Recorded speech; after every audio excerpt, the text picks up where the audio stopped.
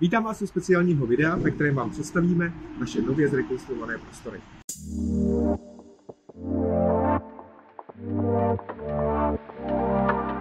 Za mnou můžete vidět prodejnu a vedle vstup na servisní oddělení. Ale co si tady budeme povídat? Pojďte se podívat dovnitř. Tak tohle je naše nové hřiště pro dospělé.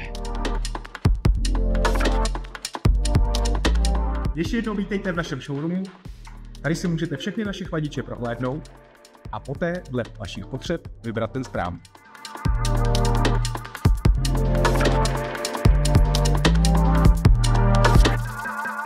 Ale nenajdete tu jenom chladiče, ale také další naše výrobky, jako jsou stojany, anebo taky příslušenství, narážecí hlavy, rychlospojky, hadice.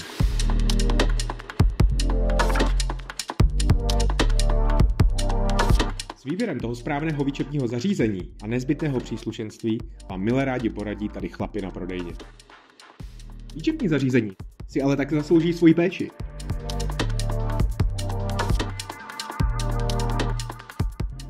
Na našem servisním oddělení vám chladiče rádi vyčistíme, případně lehce poopravíme, ale hlavně zodpovíme jakýkoliv technický dotaz.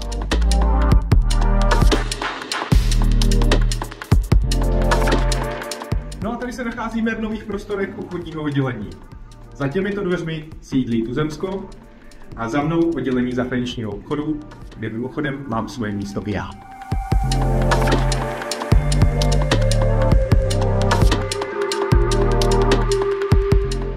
Meeting, briefing, brainstorming.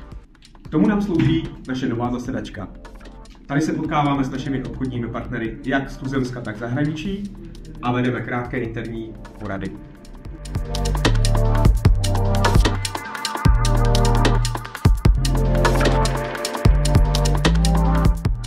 No a teď vás vezmu opatro výš. Tam mají kanceláře vedení naší firmy, IT oddělení a nákupní oddělení.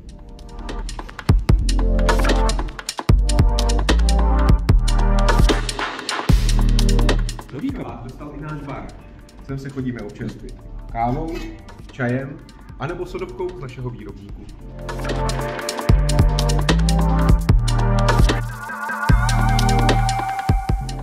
Tak se jdeme podívat dál. Součástí zrekonstruovaných prostor je také tento nový recepční pult, který slouží na podporu vedení společnosti.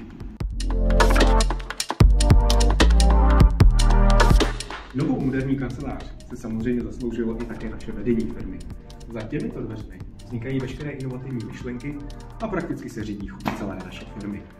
Ale právě tam probíhá nějaké jednání, tak je nebudeme ušit a jdeme radši dál.